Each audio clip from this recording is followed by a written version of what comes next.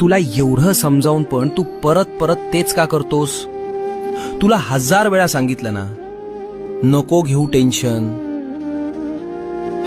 लोकांना सांगतोस माझ्या पाठीशी स्वामी आहेत, आणि आतून मात्र भविष्याच्या भीतीनं थरथर कापत असतोस. तुझी अवस्था माहितीये कशी झालीये? त्या ट्रेनमध्ये बसलेल्या प्रवाशासारखी, जो ट्रेनमध्ये बसलाय पण त्यानं स्वतःची जड बॅग खाली ठेवण्याऐवजी स्वतःच्याच डोक्यावर ठेवली.